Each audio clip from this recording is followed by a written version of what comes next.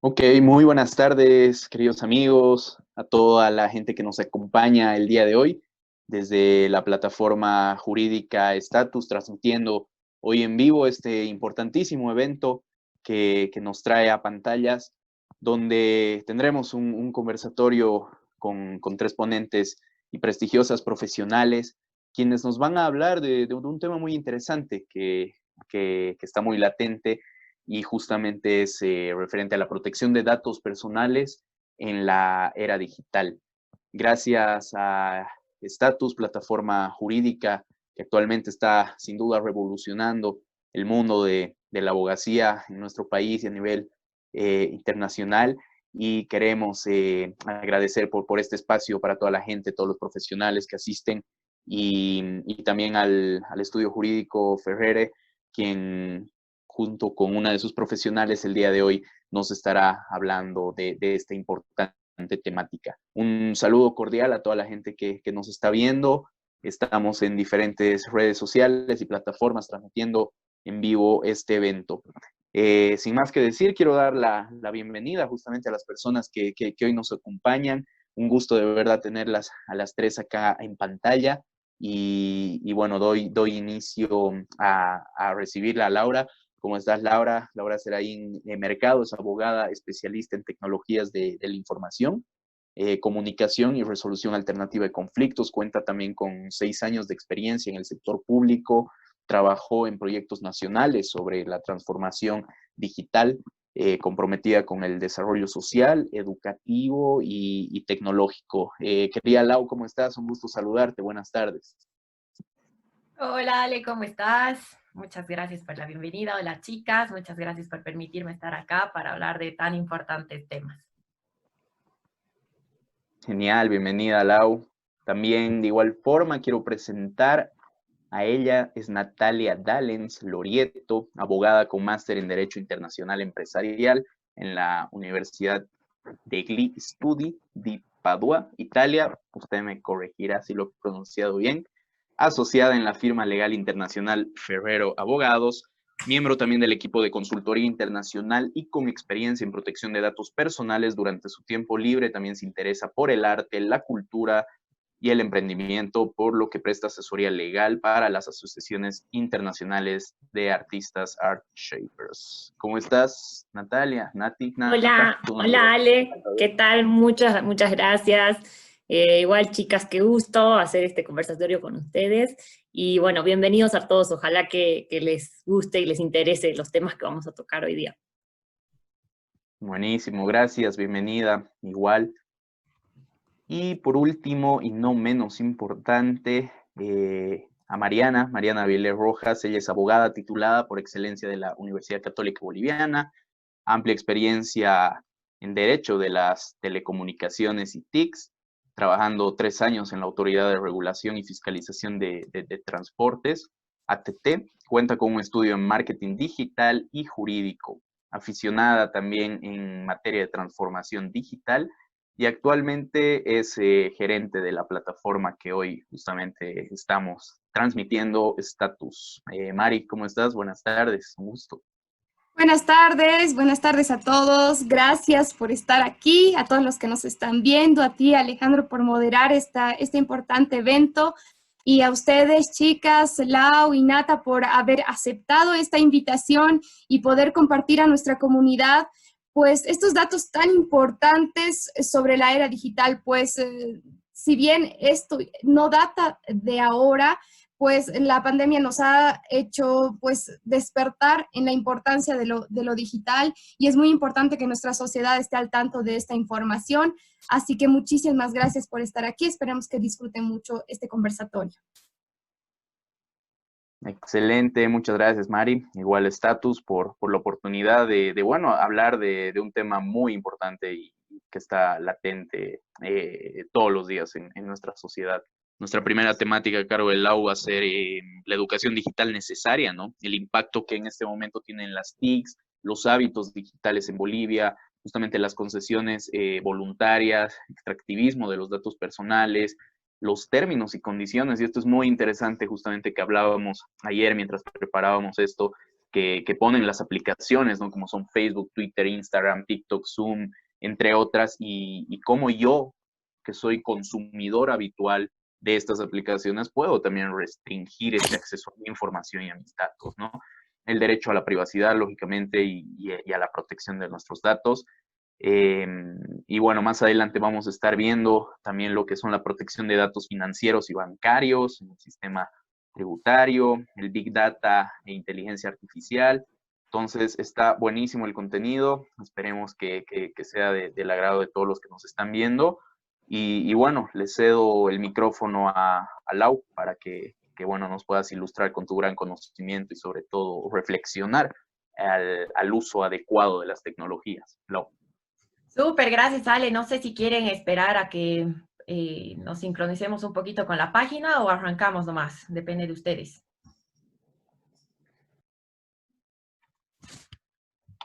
Calculo que sí, vamos avanzando y a medida de que avancemos seguramente Mari nos informará que todo está ok y bueno, si hay alguna falla, volvemos, ¿no? Volvemos atrás y lo hacemos desde cero. Sí, adelante, continuemos. Ya está empezando la transmisión, hay un pequeño desfase, pero no pasa nada, ahora podemos continuar normal.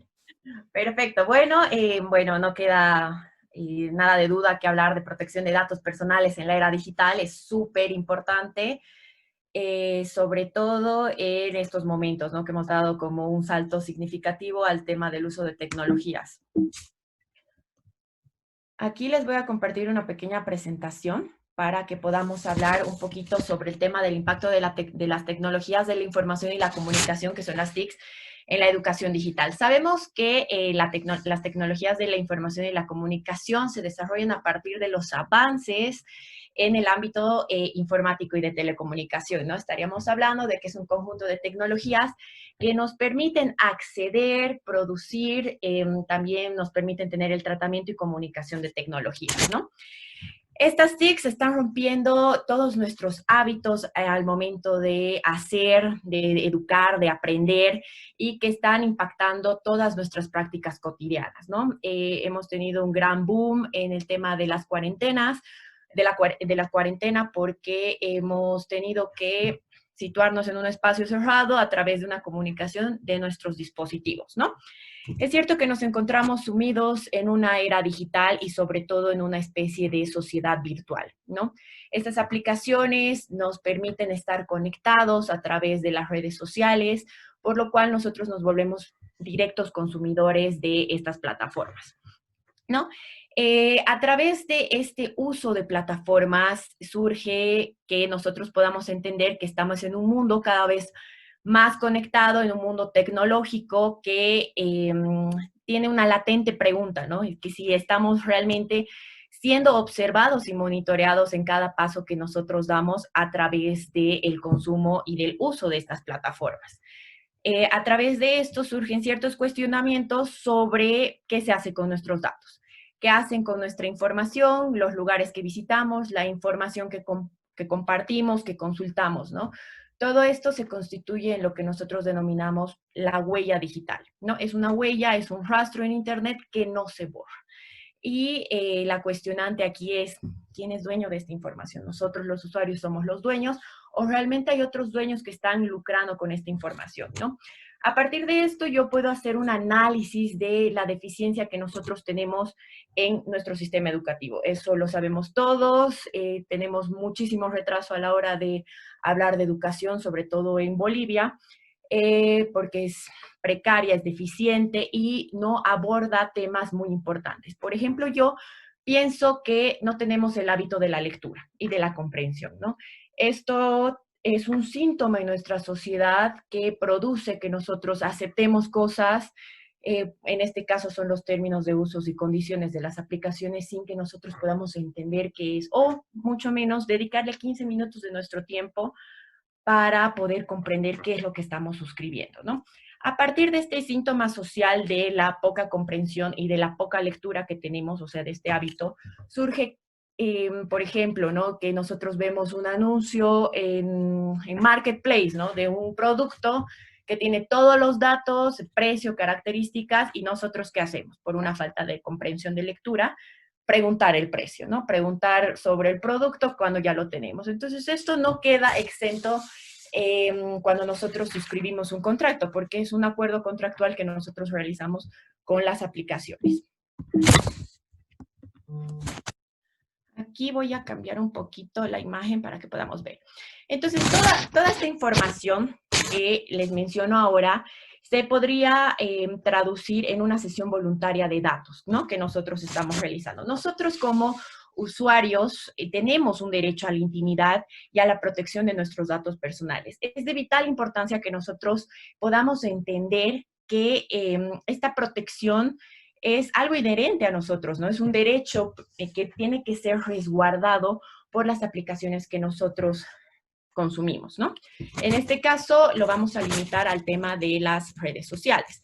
Entonces, esta sesión voluntaria de datos personales se constituye en un proceso de registro o suscripción a una red social que presupone la aceptación de un instrumento jurídico complejo, ¿no?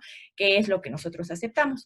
Pues este instrumento jurídico, que es nuestro contrato con la aplicación, está formado por ciertos cuerpos escritos que contemplan la política de privacidad, que muchas veces las aplicaciones no la determinan de forma clara y confunden un poquito al usuario en cuanto al manejo y resguardo de su información. Tenemos las normas de publicidad, que son muy claras en decirnos que nuestra información y todo el contenido que nosotros tengamos va a ser redireccionado para que nos llegue la información que nosotros queremos, ¿no? Que es muy cuestionado. No sé si alguna vez les ha pasado que ustedes han buscado en otro servidor, por ejemplo, estamos en Facebook, pero entraron a Google y buscaron viajes a Perú. Entonces, de repente en Facebook ustedes van a tener una saturación de información en cuanto a viajes a Perú, ¿no? Entonces, esto es producto de lo que nosotros también estamos aceptando de forma voluntaria. La parte de las normas de la plataforma, donde establece cómo se tiene que usar la plataforma, eso es un poco más sencillo, que te da las directrices, ¿no? También tenemos el tema de políticas de cookies, que a mí me parece súper importante y que como usuarios no le prestamos la debida atención cuando nosotros estamos cediendo el acceso a toda nuestra información, ¿no? Las políticas de cookies es todo el rastro que nosotros dejamos en nuestras búsquedas, ¿no? En este caso, por ejemplo, yo voy a mencionar por completo a Facebook, porque me parece que es un imperio de datos, ¿no? Que se ha constituido en un imperio de datos. Y en este caso, cada búsqueda que nosotros hacemos, cada consulta de información se registra en una data que va a ser, o sea, que va a ser después utilizada ya sea por la misma aplicación o vendida a otros o cedida a un tercero, que no sabemos, ¿no? Porque no te lo dice así de forma clara. Después también tenemos el tema de las políticas de propiedad intelectual o las políticas del copyright, que es sumamente importante que nosotros como usuarios comprendamos que cuando nosotros aceptamos estas políticas de propiedad intelectual, estamos cediendo por completo toda la información que nosotros compartimos. Es decir, que nosotros estaríamos entregando la titularidad de el contenido que nosotros compartamos, de las fotos, de los audios, imágenes, etcétera, ¿no? Entonces, a veces nosotros vemos comportamientos de ¿por qué has compartido esta información mía? Voy a meterte una demanda, ¿no? Entonces, en la práctica esto no sucede porque en realidad tú estás haciendo una sesión gratuita, o sea, estás volviendo tu información pública, de alcance público, entonces no hay tanta restricción, porque los dueños de esta información se constituyen en los que son dueños de la aplicación o de la red social. También hay el tema de las directrices de fotos, que te dice de forma específica qué hacen con tus fotos. En este caso, Facebook es muy claro al mencionarnos de que tienen total acceso a nuestras fotografías, hasta incluso el de la galería del teléfono. Y también el tema de las directrices comunitarias. A veces estos nombres cambian según la aplicación que nosotros tengamos, ¿no? Todas estas etapas que acabamos de leer se constituyen en lo que son los términos y condiciones de uso, las cuales regulan principalmente los derechos del usuario y de las aplicaciones, ¿no? En este caso, estos términos de referencia establecen de forma clara y súper precisa que nosotros estamos haciendo una cesión voluntaria de todos nuestros datos. Aparentemente, nosotros pensamos que estas plataformas son de uso gratuito, cuando en realidad es todo lo contrario, ¿no? No hay nada gratuito porque el costo está en toda la información que nosotros compartimos en estas plataformas o redes sociales a medida de que nosotros queremos mantenernos conectados, ¿no? En esta etapa, quiero hablar un poquito de lo que son los elementos de términos y condiciones. Aquí, de las aplicaciones. Aquí he puesto unas cuantas imágenes de las aplicaciones más importantes que se han constituido como las mayores extractivistas de datos en nuestra era, ¿no? O sea, en nuestra actualidad. Estos términos o condiciones de uso constituyen un contrato marco que regula esta relación usuario y red social, ¿no? Que es el proveedor de la red social. Normalmente sirve para limitar la responsabilidad que tienen los proveedores de las redes sociales o de las aplicaciones en cuanto a los derechos de los usuarios, ¿no? Entonces son unas limitantes que nos especifican hasta dónde tenemos la propiedad, o sea, la titularidad del contenido que nosotros compartimos y también la limitante de hasta dónde ellos pueden realmente ceder o compartir la información que nosotros tenemos en estas plataformas.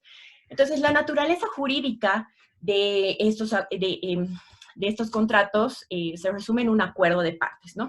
Que espera la manifestación de la voluntad de una de las partes. En este caso, somos nosotros los usuarios, que a través de un clic en aceptar o en, no sé, según la aplicación, estoy de acuerdo o alguno similar, nosotros estamos diciendo prácticamente a la aplicación de forma voluntaria que, ok, estamos de acuerdo con todos los términos y condiciones que la aplicación nos plasma de forma escrita y muy clara, que muchas veces nosotros ni siquiera la leemos, ¿no? No brindamos la suficiente atención a lo que realmente estamos haciendo porque obviamente no tenemos estos hábitos digitales de tratar de entender qué contrato nosotros estamos haciendo con las aplicaciones, ¿no? O sea, una aplicación se pone de moda, entonces queremos que sea todo súper rápido, resumido, aceptamos todo, cuando en realidad nosotros de forma voluntaria nos estamos poniendo en un riesgo absoluto. Entre las cláusulas que habitualmente encontramos incluidas en estas referencias de términos y condiciones están las más alarmantes, a mi parecer, que es el tema de la privacidad de datos personales, ¿no? Estas normas tienden a regular la protección de nuestros datos personales y que se encuentran en las famosas políticas de privacidad, ¿no? Que obviamente nosotros pasamos por alto. Aparte de estar contempladas en los términos y referencias, también las podemos encontrar en la parte de configuración de nuestra privacidad. Otro aspecto importante es el contenido de propiedad intelectual. Este punto que nosotros aceptamos de forma rápida y poco consciente genera que nosotros demos una titularidad completa de toda la información que nosotros estamos cargando a las aplicaciones, ¿no? Estas cláusulas de términos de uso generan que estas aplicaciones generen perfiles y un redireccionamiento de los datos. No es casualidad de que nosotros tengamos cierto tipo de información que es molesto para el usuario, ¿no? Que todo el momento estemos recibiendo información que no queremos, ¿no? O sobre todo que estén lucrando con nuestra información, ¿no? Que más adelante Mariana nos va a poder hablar de casos escandalosos sobre el tema de manejo y manipulación de datos. Bueno, esta gran creación de manejo de datos se genera de forma masiva por parte de los usuarios. Ahora quiero hablar un poquito del tema de Facebook. Lo voy a poner como pionero porque Facebook empezó con otro tipo de idea, ¿no? Con una idea de realmente generar una conexión entre distintos tipos de usuarios que ha ido creciendo hasta constituirse en el monstruo capitalista de datos que es ahora. No obstante a eso, Facebook nace con una aplicación también de mensajería que se constituye en el Messenger, ¿no? Que te permite mandarte mensajes privados e interactuar con los usuarios. Posterior a esto, Facebook adquiere Instagram por el tema de datos que también maneja esta aplicación y luego termina con el tema de la compra de WhatsApp. Así que cuando me refiero a Facebook, estoy hablando de estas 4 aplicaciones o plataformas de redes sociales que maneja Facebook, ¿no? A través de ese contrato voluntario, esa sesión voluntaria que nosotros hacemos producto de este contrato, que aceptamos sin leerlo, nosotros estamos cediendo la titularidad de toda nuestra información. ¿No les parece alarmante de que nosotros, cuando decidamos dar de baja nuestros perfiles, nuestros datos van a seguir ahí ventilados porque nosotros hemos dado una concesión voluntaria, ¿no? Entonces, esto se configura en un latente peligro. Obviamente, si uno llega a tener la conciencia de generar un poquito de hábitos digitales, nosotros vamos a poder redireccionar y también proteger nuestros datos. ¿Esto qué quiere decir? Yo en lo personal recomiendo que para hacer cierto tipo de navegaciones lo hagamos a través de una computadora, ¿no? Entrando a la plataforma, eso quiere decir que tú no te descargas la aplicación, entonces no te están extrayendo los datos de forma directa. También que puedas limitar el acceso a tu micrófono, a tu ubicación, cuando tú no estás usando la aplicación, ¿no? Porque cuando nosotros no la usamos, y no activamos este resguardo, estamos generando que Facebook realmente acceda a todo tipo de información, ¿no? Micrófono, localización. Entonces, en este sentido, también es un poco más alarmante el tema de la compra de WhatsApp, ¿no? De WhatsApp, porque a través de esta plataforma nosotros nos mandamos mensajes constantes y cotidianos no sé, de mucha, o sea, de información variada, que el usuario no sabe cifrar, ¿no? Entonces, esto también llega a ser propiedad de Facebook, ¿no? Todos los audios, las imágenes, el contenido que nosotros compartimos. Después puedo hablar de Twitter. A mí la verdad me parece que Twitter no es un extractivista de datos, porque sí te da como unas limitantes para que tú puedas proteger tu cuenta, ¿no?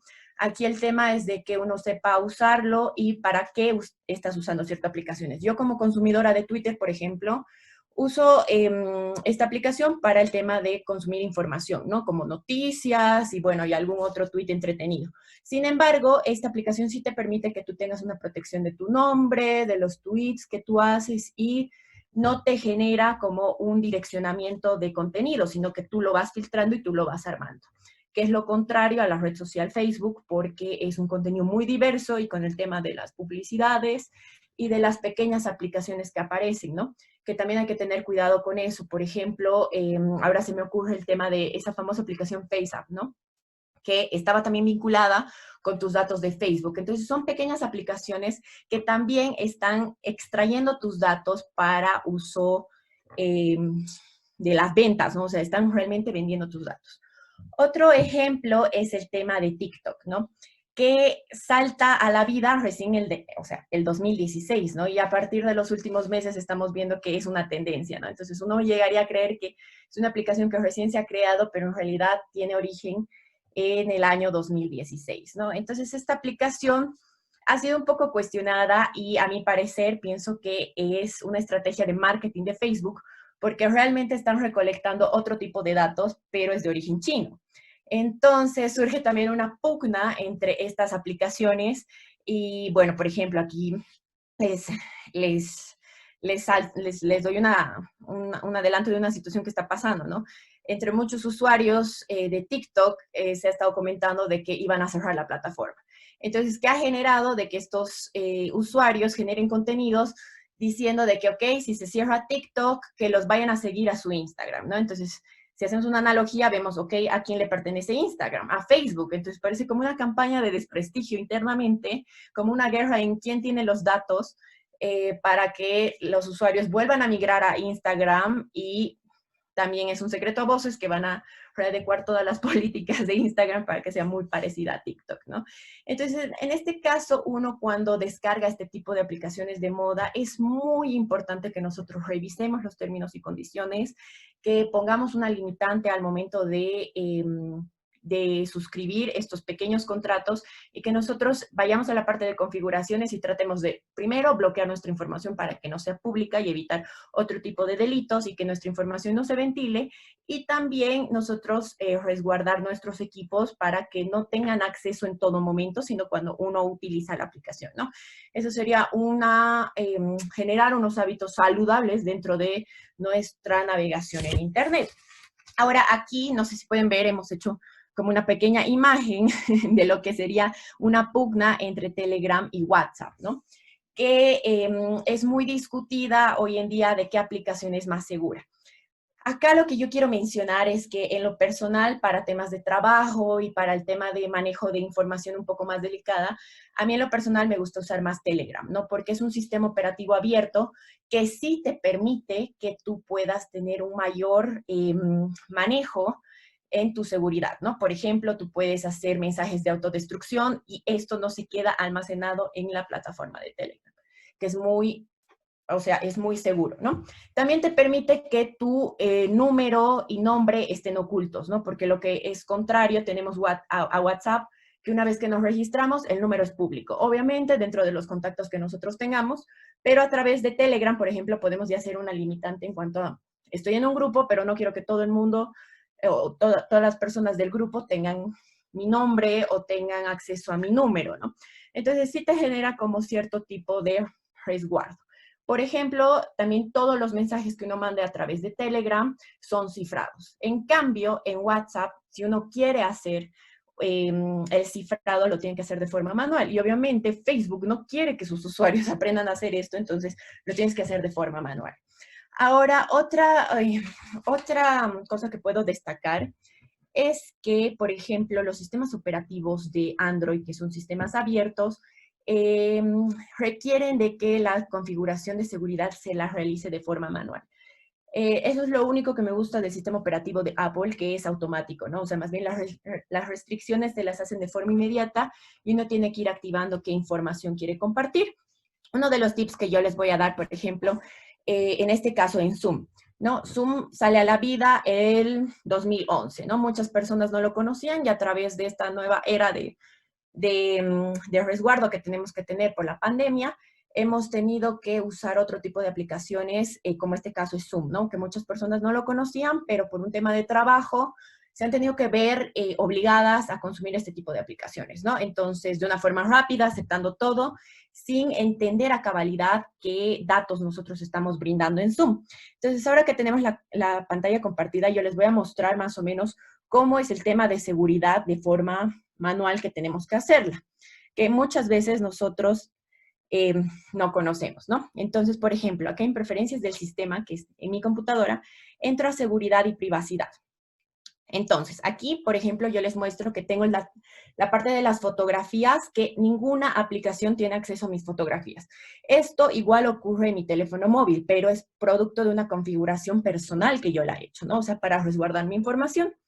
Acá el tema de la cámara, por ejemplo, ¿no? Aquí vemos qué aplicaciones de mi computadora me pedían un acceso a la cámara, ¿no? En este caso yo lo hago de forma manual y le permito a Zoom que tenga acceso a mi cámara, que es obligatorio para que yo pueda estar dando este webinar, por ejemplo, ¿no? Porque si no, no te permitiría.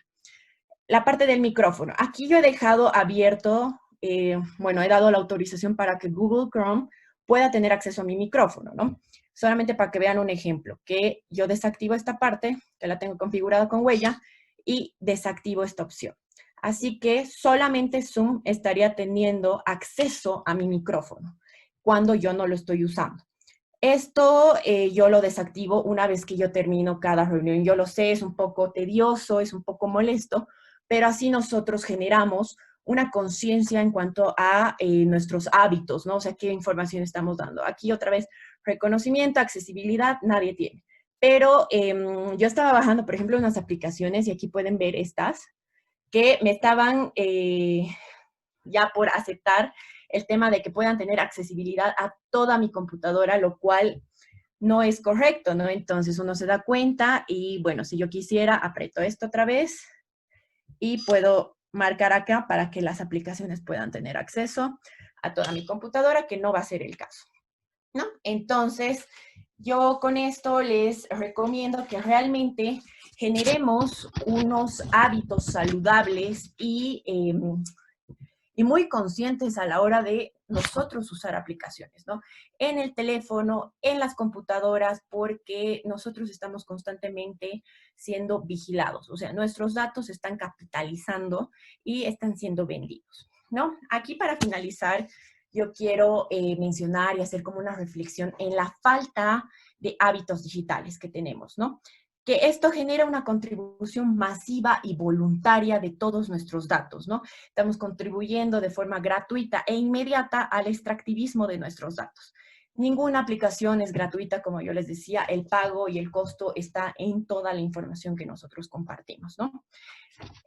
Desarrollar estos hábitos es de suma importancia para que no se esté lucrando con nuestros datos, ¿no? Nosotros tenemos que tener una protección y resguardo de todo lo que nosotros hagamos en Internet, ¿no? Entonces acá yo les puedo decir que hay que dedicar un tiempito para la configuración de la privacidad, ¿no? También eso parte de nuestras cuentas para que no estemos teniendo suplantación de identidades o no se estén manejando nuestros datos de otra forma. Proteger los datos de acceso.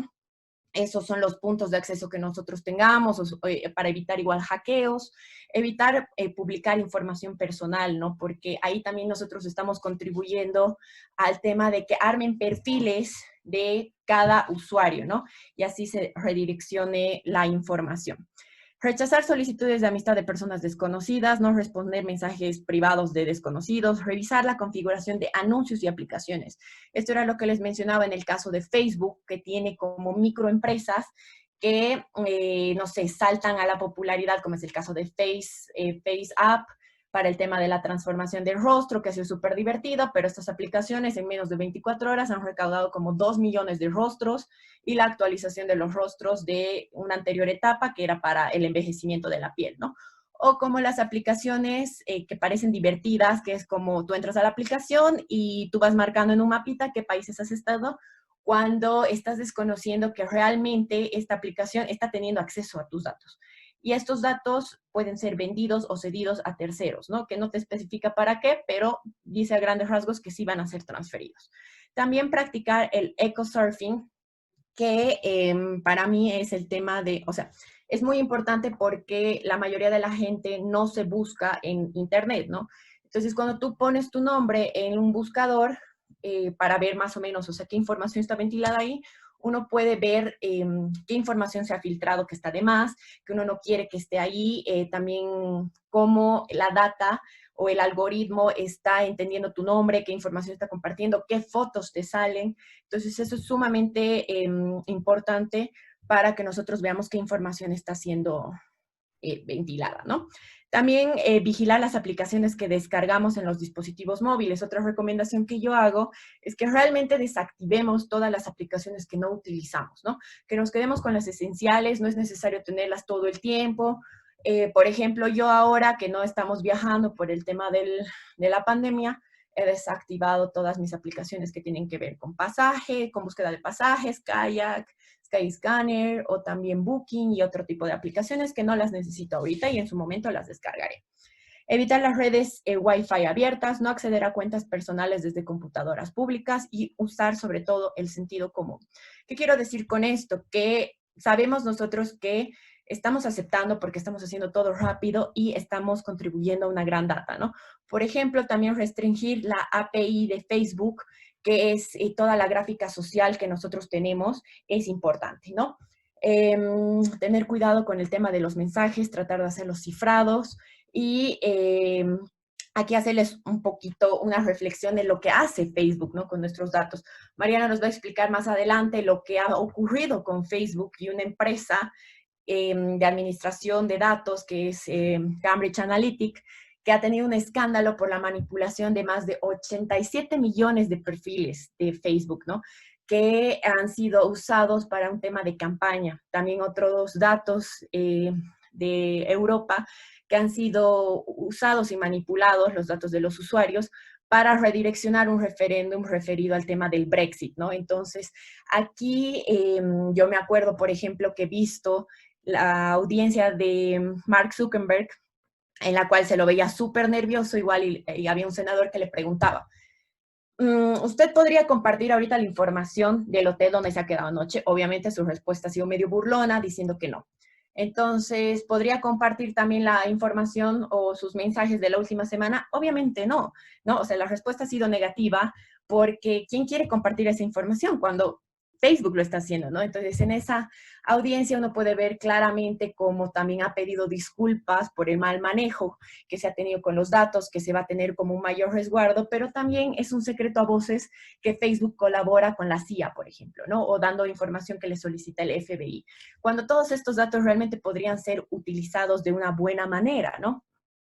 Toda esta información la pueden ver en un documental muy interesante que está en Netflix, que se llama Nada es privado, para que puedan también entender un poquito más de los alcances de Facebook.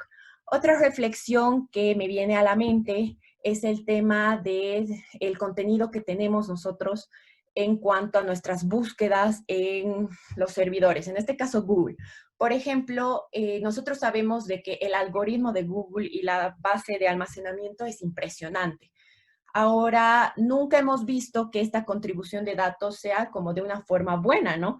Porque, no sé, yo siendo la plataforma de Google, por ejemplo, puedo tener acceso a datos muy importantes como el tema de búsqueda. Por ejemplo, me saltan datos muy elevados del tema de búsqueda relacionados a temas de pedofilia. Entonces, yo creo que sería muy importante que estas plataformas puedan tener contacto directo con los gobiernos para que se pueda explicar y tratar de palir esta situación, ¿no? O sea, este índice está súper alto en tal parte, tienes que hacer una política para contrarrestar esto, ¿no? Entonces, para poder entender este tema del uso de tecnologías, y el tema de la apertura de datos, yo recomiendo un libro súper bueno, muy importante, que a mí me inspira muchísimo y es el de la ética hacker, ¿no? Y el espíritu de la era de la información. En este texto ustedes van a poder encontrar muchísima información sobre el tema de comportamiento de las aplicaciones, de los datos, el tema de la liberación de los datos, que es importante también porque tenemos que hacer que todo sea común, ¿no? Y que no sea un tema lucrativo. Para finalizar, quisiera cerrar en la parte de que tenemos que trabajar sobre nuestro sistema educativo, principalmente el sistema educativo con habilidades digitales. Yo creo que el siguiente gobierno tiene una gran tarea, sobre todo para reconocer como derecho humano el Internet y también para trabajar unos avances que se estaban haciendo con la creación del Ministerio de Ciencia y Tecnología. Con esto acabo, Ale, gracias.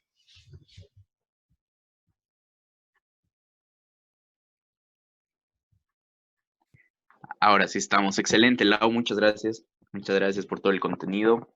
Muy, muy bueno, la verdad. Y a ver, hago un pequeño resumen o saco algunas conclusiones que, bueno, me dirán acá las colegas si quieren profundizar o al final de todo.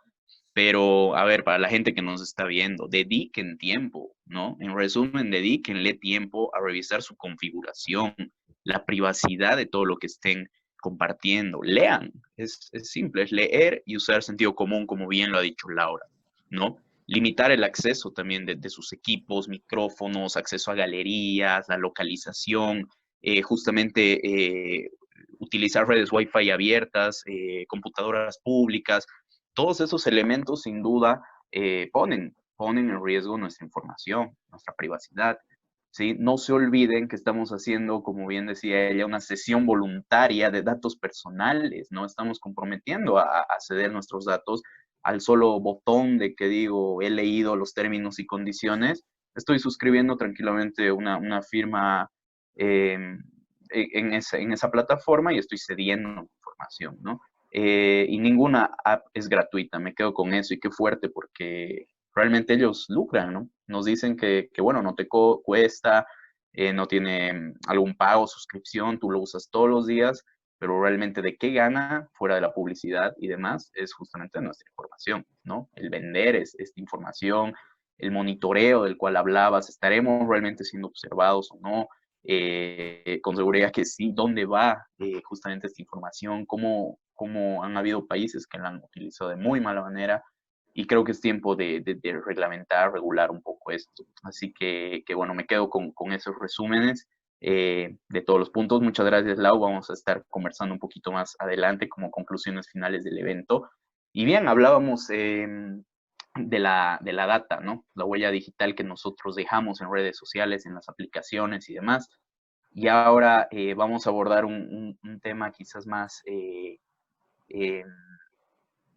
no sé cómo llamarlo, pero de mucha delicadeza porque estamos hablando de los temas financieros, ¿no? Los temas financieros, bancarios, de las personas y de las empresas incluso, la protección de datos bancarios y tributarios, ¿en qué está, no? Realmente hace pocos meses se han promulgado nuevas leyes donde incluso ya permiten el uso de la firma digital, la firma electrónica dentro del sistema bancario, el sistema financiero. Entonces, ¿qué políticas de privacidad están manejando en la protección de datos financieros, bancarios, de nuestras cuentas y demás? qué excepciones en realidad existen a la reserva, a la confidencialidad de estos datos bancarios que nosotros proporcionamos a las entidades y las atribuciones y los accesos que tienen las entidades públicas. No se olviden que a un simple botón la ASFI puede congelar cuentas, ¿no? Entonces, ¿a qué nivel llega a detectar tus cuentas bancarias, tus movimientos bancarios? Y bueno, muchos más ejemplos así que de alguna forma las instituciones ya están manejando, administrando nuestros datos con la tuición o con el consentimiento de la institución pública, ¿no? Con el consentimiento de la misma institución privada. ¿Y dónde estamos nosotros, no? ¿Dónde quedamos nosotros sin nuestro propio consentimiento? Pero bueno, no vamos a dar más detalles. Quiero aprovechar a Nata para que nos hable justamente de este tema, la protección de datos financieros y bancarios. Y bueno, tiene una presentación también, Nata, para compartirnos. Y nada, micrófono abierto para ti, Nata. Muchas gracias por la presentación, Ale. Muchas gracias, Lau, por tu presentación. Igual estuvo muy interesante a tomar en cuenta todos tus consejos para proteger nuestros datos. Y bueno, sin más, vamos a pasar a mi presentación, que, bueno, como bien mencionó Ale, va a ser sobre el tema de la protección de los datos bancarios y tributarios.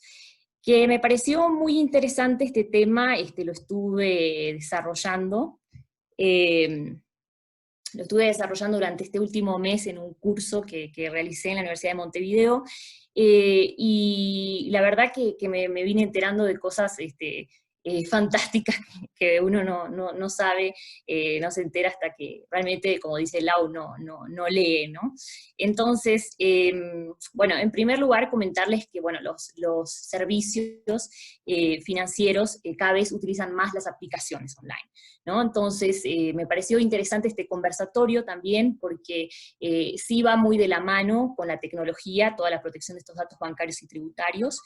Y en primer lugar, entonces voy a pasar a comentarles un poco de qué se trata la presentación de hoy. Como mencionó Ale, vamos a hablar sobre los datos bancarios, el secreto bancario en la actualidad, la reserva y la confidencialidad de la información, las excepciones a esta reserva y confidencialidad, y algunos puntos importantes que deben ser abordados dentro de las políticas de privacidad en relación a nuestros datos financieros y bancarios, ¿no? Y por último, un par de conclusiones. Entonces, en primer lugar, vamos a hablar sobre los datos bancarios. ¿Qué sucede cuando nosotros acudimos ante un banco para, por ejemplo, contratar un servicio, ¿no? Resulta que nos vemos abrumados, nos empiezan a hacer un montón de preguntas hacia dónde va nuestro dinero, de cuál es el origen, si somos mantenidos incluso muchas veces, y una serie de preguntas que a veces hemos dicho dentro nuestro, qué absurdo, pero bueno, responden en realidad a una finalidad justamente que es de prevenir el lavado de activos. Los bancos están muy controlados por una autoridad que es la Unidad de Investigaciones Financieras, que les exige justamente que hagan una política de Know Your Client, conoce a tu cliente, antes de ceder, antes de empezar a ejecutar cualquier tipo de servicio. Entonces, en primer lugar, a eso responde toda esa serie de preguntas, ¿no? En segundo lugar, ¿qué datos son... o sea, es correcto que datos nos pidan, por ejemplo, yo quise tomar dos ejemplos, ¿no? Por ejemplo, cuando nos vamos a a sacar una tarjeta de crédito, de débito, nos abrimos una cuenta, los datos que normalmente se nos piden son nombre, apellido, fecha de nacimiento y cédula de identidad. Pero ya cuando vamos a pedir un préstamo, nos piden datos más sensibles, ¿no? Entonces, existe una central de información de riesgos en Bolivia, al cual va a acceder el banco, supuestamente con tu consentimiento, sí, pero bajo coerción, en realidad, porque, o sea, si tú no das ese consentimiento, no hay préstamo. Entonces, es importante un poco analizar ese aspecto, ¿no? El consentimiento en realidad debería ser libre, expreso, voluntario, ¿no? Por eso me parece un poco contradictorio. Te piden además justificación de ingresos, declaración de renta, y bueno, si eres asalariado también te piden algunos documentos que acrediten tu antigüedad trabajando y la prueba de los últimos pagos percibidos. Entonces, esta central de información de riesgos que les comentaba, la que accede el banco, el día de hoy, justo, me di una vuelta, me di un paseo por esta central de información que tiene la ASFI, y ahora les voy a mostrar cómo es un poco, cuando tú entras a la página de la ASFI, está ahí, y te dice consulta de deudores en ejecución y castigados. Entonces, para las personas naturales, te pide que ingreses su cédula de identidad, o sea, basta con que vos pongas la cédula de identidad de una persona, y ya podés saber si tiene deudas, si no tiene deudas, en fin, todo su historial financiero, y en el caso de las empresas, te dice consulta por nombre, no sé si lo ven ahí a mano izquierda, te pide el NIT, y también ya podés saber si esa empresa tiene o no deudas. Entonces, ¿qué sucede? Bien, esto puede ser beneficioso, porque obviamente, por ejemplo, yo estoy alquilando mi casa a una persona, y si ese tipo es un deudor que le debe a todo el mundo, fantástico, o sea, yo voy a decir, no le voy a alquilar mi casa a este tipo porque es un deudor, digamos. Pero puede ser que esa información también sea mal utilizada, ¿no? En el sentido de que al final son datos negativos. Entonces, puedo utilizarlo para arruinar una empresa, por ejemplo. Es una empresa que es mi competencia, entonces es una empresa deudora, y bueno, yo tengo esa información y lo saco a la luz, ¿no? A través de determinadas publicidades, etcétera, lo cual no es correcto, pero sí hay gente que a veces lo puede utilizar para mal. Entonces, aquí vemos, y vamos a hablarlo un poco más adelante, cómo el secreto bancario se ha totalmente desmoronado, en realidad, no solo en nuestro país, sino a nivel mundial. Entonces, justamente vamos a hablar ahora del secreto bancario. ¿Qué es? Es la protección que los bancos y las instituciones financieras tienen que conceder a la información en relación a cualquier operación crediticia que realizan sus clientes, ¿no? Entonces, ¿cómo se origina este secreto bancario? Bueno, hay varias teorías. Una teoría de ellas dice que, bueno, los judíos, la época de la Segunda Guerra Mundial, iban a dejar sus ahorros a Suiza para prevenir que los espías nazis tuvieran acceso a estos activos. Y, bueno, la segunda teoría, que es la que en realidad no, me parece que es lo que vino después. En realidad, en un principio esto nació como una causa humanitaria, que era la que se explicaba, pero luego ya se empieza a dar lo que es la evasión de impuestos, ¿no? Entonces, el secreto bancario se lo utilizaba para evadir impuestos, para no pagar al gobierno, ¿no? Lo que le correspondía. Y de esta manera nacen los llamados paraísos fiscales, que bueno, en realidad las características principales de estos paraísos son que ponen a disposición de sus clientes el secreto bancario, y bueno, recientemente, como un dato adicional, el índice de la secrecía bancaria determinó que las Islas Caimán en realidad ahora están en primer lugar, ya no Suiza, luego viene Estados Unidos, y bueno, y ahí en tercer lugar está Suiza en relación a este secreto bancario. Otra característica de estos paraísos fiscales es que generalmente tienen escasos acuerdos impositivos con otros países, porque ¿qué sucede? Si tienen muchos acuerdos impositivos, van a tener que intercambiar información, y bueno, ahí ya se pierde justamente ese secreto, ¿no? Esa cápsula que hay para proteger estos datos. Y otro tema es que no controla el origen y el destino de las transacciones financieras, y se caracterizan por tener una falta de transparencia en realidad. Entonces, lo que puedo concluir de estos paraísos fiscales es que en sí del secreto bancario, es que con la globalización de los mercados cada vez fue desapareciendo más este secreto bancario, y si bien hoy existen algunos paraísos fiscales, estos son escasos, obviamente, y bueno, sí, a veces tienen mala reputación porque son propicios para que exista muchísimo lavado de activos. Bien, ahora comentarles qué es lo que está sucediendo en Bolivia. En Bolivia antes existía el secreto bancario, sin embargo, este ya no existe, no está regulado, y lo que tenemos hoy en realidad es la reserva y la confidencialidad de la información. Entonces, ¿qué es la reserva? Tuve que sacar estas definiciones del Manual de Clasificación de la Información Pública de Uruguay, porque no teníamos nosotros esta clasificación, no tenemos tampoco una regulación.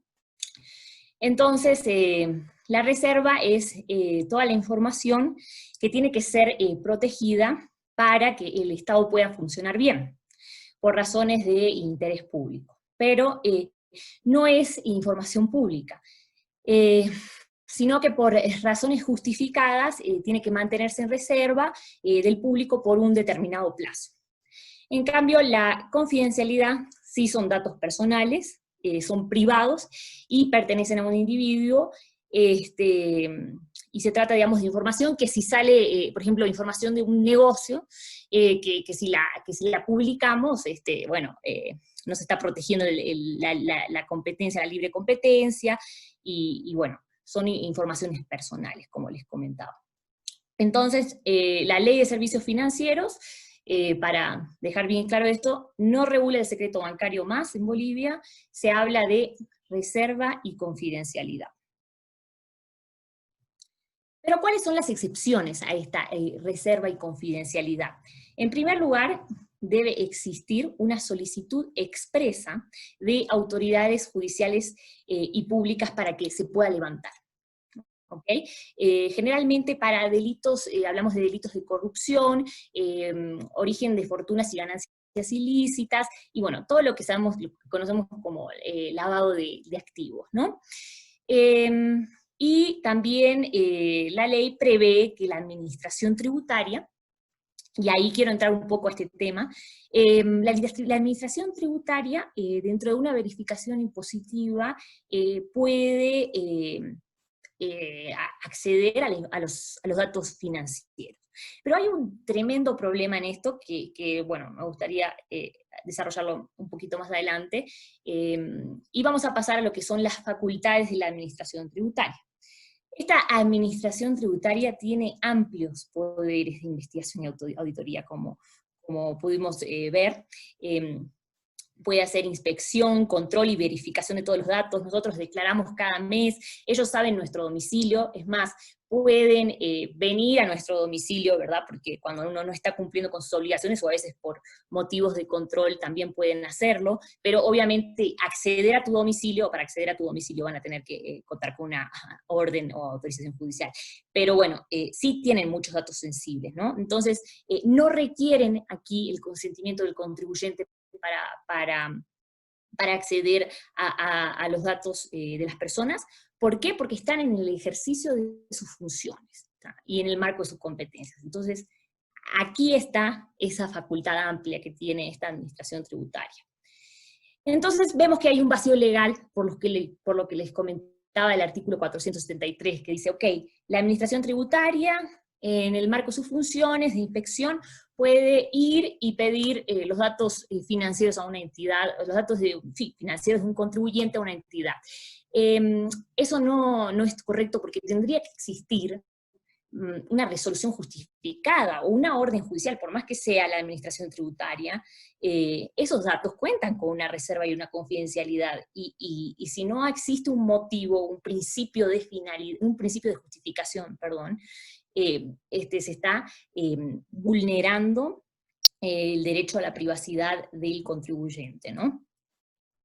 Entonces, como una reflexión, creo que hay que poner en una balanza estas potestades que tiene la administración tributaria y otras autoridades en general de acceder a los datos de manera casi ilimitada, y bueno, también los derechos fundamentales de las personas, ¿no? Como es el derecho a la protección a la privacidad. Entonces, no, en ningún momento esas atribuciones que tiene, por ejemplo, el SIN, el Servicio de Impuestos Nacionales, pueden subordinar nuestros derechos como persona. Y bueno, por último, también quería hablarles un poco del tema de lo que son las políticas de privacidad. Es importante, o sea, de manera, quiero hacerles un punteo, pero en realidad podemos entrar a mayor profundidad, en realidad, de lo que tiene que tener una política de privacidad. Para empezar, tiene que delimitar bien sus finalidades, tiene que establecer lo que es la transparencia internacional. Entonces, aquí en cuanto a los datos tributarios y bancarios, es importante que mencionarle al cliente que su información de tarjetas de crédito o cualquier otra información bancaria sensible no debe ser dada a conocer en cualquier comunicación que tenga con la entidad financiera.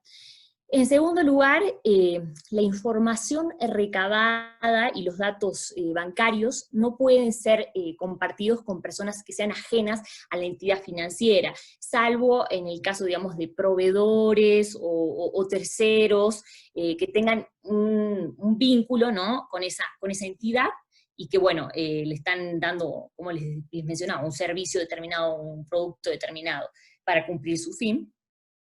Y también en cuanto a la transferencia internacional de datos, siempre se tiene que solicitar el consentimiento del titular. O sea, no se puede enviar datos de un país a otro sin este consentimiento previo. Y por último, otro tema de vital importancia es que para que uno se quede más tranquilo, es que al final, cuando uno está haciendo las transacciones en realidad online, mediante esas aplicaciones, es muchísimo más seguro, porque generalmente se tienen sistemas codificados, incluso es más seguro que acceder al propio banco. Así que, bueno, obviamente este es el presente y el futuro en realidad, así que hay que promover más este servicio de banca online, ¿no? Y por último, como conclusiones ya, porque no quiero aburrirlos, bueno, decirles que al final las cuentas bancarias de nosotros son como una biografía personal en números, y se puede llegar a tener mucho conocimiento sobre la vida de una persona, y bueno, la misma administración tributaria también está en poder de muchísima información, y las entidades financieras también, que debe ser protegida, porque de lo contrario se está exponiendo una parte muy sensible de nuestra vida, que aunque no lo creamos, nuestras relaciones financieras al final son una de las bases de la misma, y podemos al final determinar un perfil de una persona dinámico de acuerdo a todos los movimientos que ha venido teniendo económicos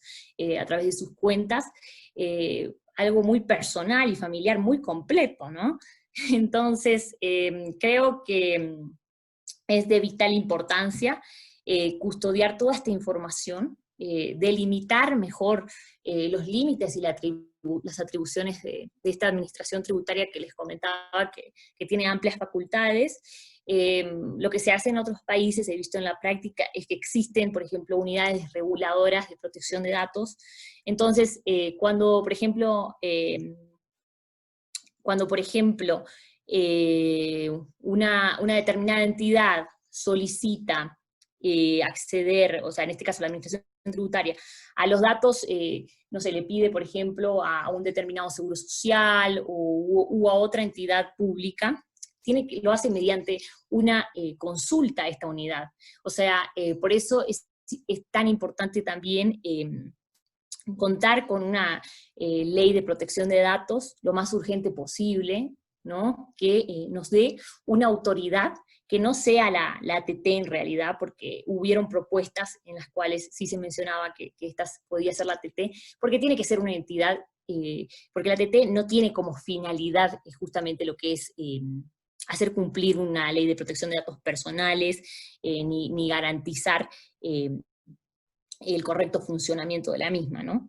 Entonces, como una recomendación final es realmente agilizar todo este proceso de protección de datos, de crear una ley de protección de datos, porque los datos bancarios y financieros son datos especialmente sensibles, y por ejemplo lo que les mencionaba en cuanto a la central de riesgos crediticia que tiene Bolivia, es una información, es información especialmente protegida, que, a la cual vemos que se puede acceder fácilmente, y se trata de datos negativos. De acuerdo a una sentencia constitucional de Colombia, se ha establecido que son datos que tienen que ser especialmente protegidos, son datos especialmente sensibles. Entonces no puede ser que con un clic, simplemente yo veo una factura, ya sé el NIT, y puedo acceder a toda esta información de primera mano, ¿no? Así que bueno, eso es mi presentación de hoy, y espero que les haya gustado mucho. Excelente, excelente, muchas gracias, Nata. Muy bien, muy buen contenido, gracias, de verdad. A ver, te voy a hacer un copy-paste de tus conclusiones, porque creo que lo dijiste clarísimo. Me quedo primero como bandera la ley de protección de datos, ¿no? Ya estamos mucho tiempo dilatando esto, creo 1 o 2 años, y bueno, ambos proyectos que están en proceso, en curso, ayer lo hablábamos, están parados, ¿no? Entonces creo que tenemos que impulsar desde las bases, como se dice, o bueno, desde donde podamos y donde estemos, justamente la celeridad de esta ley, ¿no? Porque va muy bien de la mano, y también rescato otra cosa que tú decías, que justamente nuestras cuentas corrientes, los créditos que tenemos, se vuelve una biografía personal, ¿no?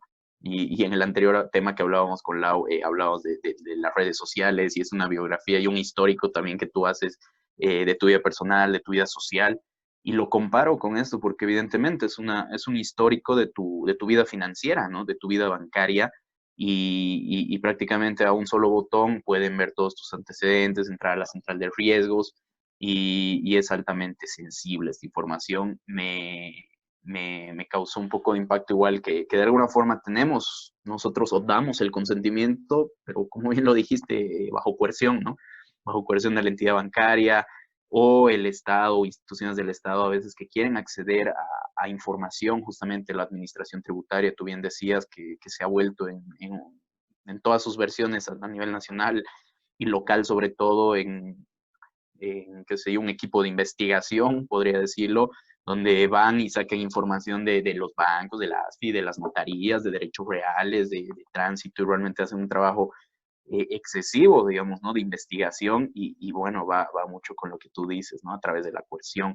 Entonces, sí o sí tenemos que fomentar esta protección de datos, la ley de protección de datos, para cuidar, reservar nuestra confidencialidad, entre otras. Después había un comentario en las redes, Nata, tú nos corregirás ahora o más adelante, que una persona, era Oscar, si no me equivoco, hacía énfasis en que hay diferencia entre la central de información de riesgos que manejan los bancos versus las consultas de deudores en ejecución tributaria que tú nos mostrabas, o que navegábamos un ratito en una parte de tu presentación, y que la verdad es que yo no la conocía, no sabía que podías tú entrar como una tercera persona ajena, digamos, a ellos, a ver qué deudores en ejecución tiene el país, no sé, es un nivel macro, y qué castigados también, qué personas castigadas hay.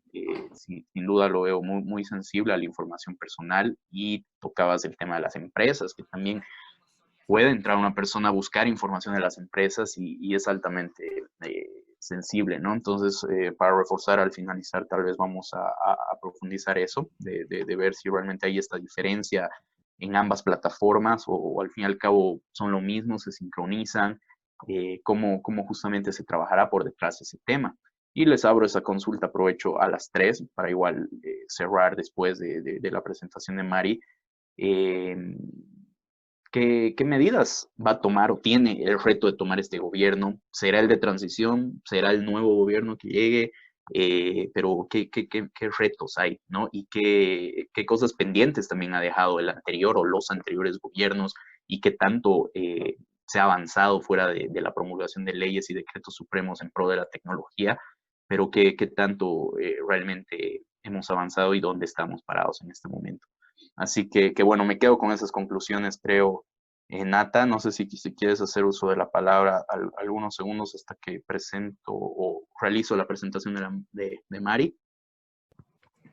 Bueno, quiero hacer la aclaración después al final de la presentación. Ahí ya me gustaría hacer la diferenciación de lo que mencionaba Oscar. Sí. Excelente, muy Muchas bien, gracias. muy bien. Muchas gracias a vos, Nata. Entonces, excelente todo. Ahora sí, vamos con el último tema que hoy nos trae acá este evento. Y vamos a hablar del Big Data justamente y de la inteligencia artificial. Sí, les vamos a compartir la pantalla en estos segundos y doy paso a Mari. Mari, ¿cómo estás? Ahora sí, tu turno. Hola, Ale. ¿Qué tal? ¿Me escuchan bien? ¿Me escuchan bien? Quiero saber si el micrófono está funcionando. Correcto. Y todo está activado. Perfecto.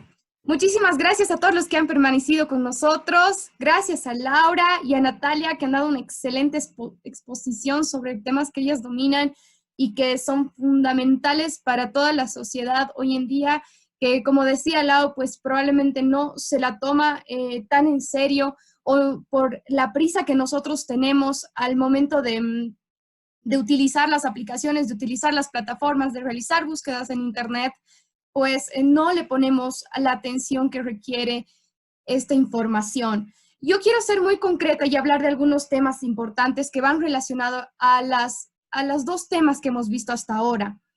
El Big Data no es otra cosa que la acumulación de muchos datos. Pero antes de empezar a hablar exactamente de lo que es el Big Data y de lo que es la inteligencia artificial, quiero citar a Noah Yoav Harari, que es un historiador israelita, que ha escrito varios libros, entre ellos el más destacado para este tema es Homo Deus, que es una breve historia del mañana, y que hace referencia a cómo el mundo ha cambiado y cómo la humanidad ha cambiado en torno a la tecnología, y nos habla de que hemos cambiado incluso la economía, porque antes la economía versaba más hacia los bienes, la importancia de lo material, del poseer objetos. Sin embargo, ahora hemos pasado a una economía del conocimiento donde los datos son lo que más vale, porque a través de los datos, tanto estados, corporaciones y bancas y todas las instituciones, pues pueden llegar a las personas y vender aquello que necesitan. Y no solamente objetos, sino ideas, que es lo más fuerte. Y vamos a hablar de cómo el Big Data influye en el pensamiento de las personas. A ver, entonces el Big Data no solamente es la cantidad de datos que se generan, hablábamos en la publicación inicial de que es 1.7 megas por segundo que produce cada persona. Imagínense y pónganse un segundo a pensar todas las veces que scrollean, si ustedes pudieran registrar todos los likes que han dado en su vida, ¿podrían analizar quiénes son?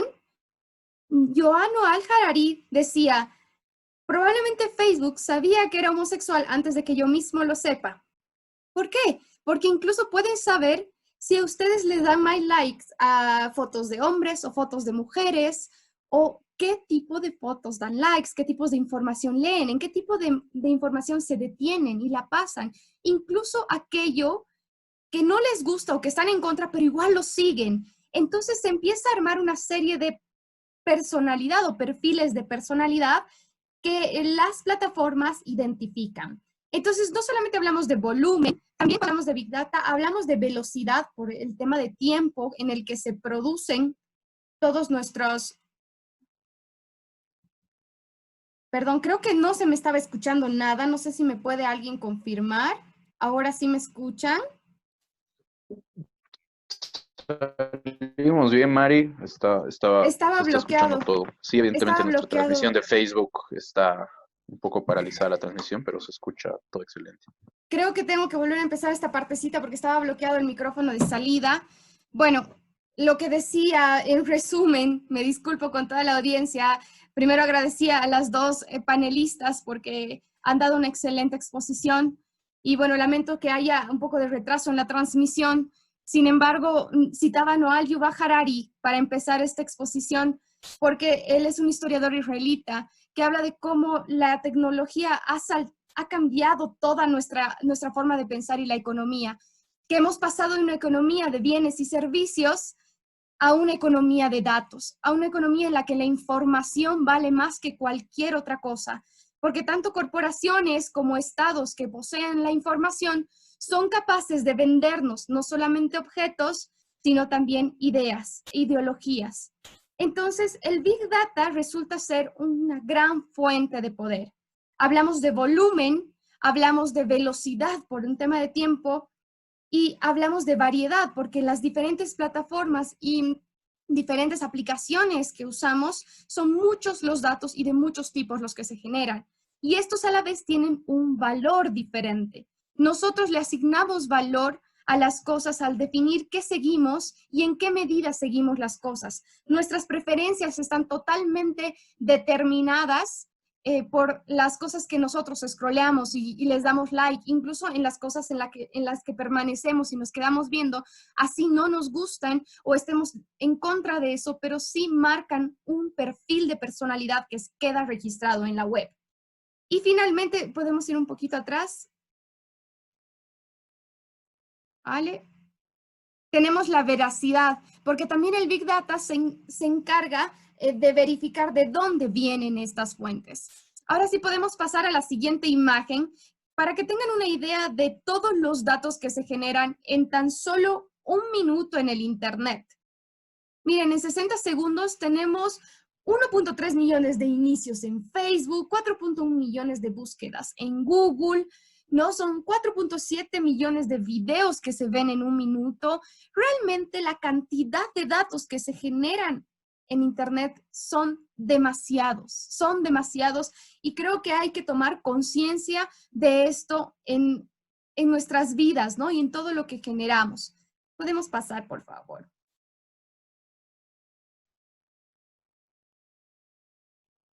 Bien, bueno, pero la Big Data, toda esa cantidad de datos que existe, no podría ser tan útil si no fuera por la inteligencia artificial. Si nosotros nos preguntamos qué es inteligencia artificial, no solamente hablamos de robots y no solamente hablamos de lo que es, por ejemplo, la conducción automática de autos, ¿no? Se habla mucho de que los robots podrían llegar a suplantar las actividades humanas y es cierto, de hecho, hoy es una realidad. Ya hay cafés. En Corea han sido despedidos cientos y cientos de empleados de una cafetería, de una franquicia muy grande, porque han sido reemplazados 14 empleados por una máquina, ¿no? Pero hay cosas que no se van a poder reemplazar y es una discusión bastante interesante que da para largo. Pero lo que quiero ahora señalar es que la inteligencia artificial en términos generales no solamente son robots, sino que es aquella imitación de lo que el humano, ese proceso intelectual que la humanidad realiza. Tenemos inteligencia artificial en todo lado. Está bien, pasemos a la siguiente. En solamente nuestro smartphone, y aquí les muestro este ejemplo, pues tenemos muchísimas cosas que generan inteligencia artificial. Por ejemplo, está la predicción de texto en búsquedas. Cuando nosotros generalmente decimos, escribimos, no sé, hola hermano, ¿cómo estás? Al poner hola, pues ya nos va a venir la palabra que generalmente usamos, ¿no? ¿Por qué? Porque la inteligencia artificial es aquella inteligencia, esa forma de razonar que las máquinas generan. Aprenden a aprender, es decir, han sido diseñadas para aprender ciertos patrones y ciertas conductas que van a generar pues resultados, ¿no? Razonamientos y resultados. Ahí está la predicción de textos y de búsquedas, porque ya Google, ya nuestro texto de WhatsApp, pues sabe cómo nosotros nos comportamos, qué palabras utilizamos y qué aspectos pues tenemos nosotros comunes, ¿no? Y que hacemos reiterativamente. El análisis de voz, está Alexa que le puedes decir, o Siri que le puedes decir todo lo que tú necesitas y lo va a reconocer tu voz también. Pues todo aquello que nos llega, las recomendaciones de música, de películas, todo aquello que nos llega va acorde a ese perfil que nosotros estamos armando en redes sociales y a través de los buscadores de Facebook. Todos esos datos que son recopilados, pues son no solamente almacenados, sino procesados y entienden un comportamiento. Ve, aquí entra la inteligencia artificial.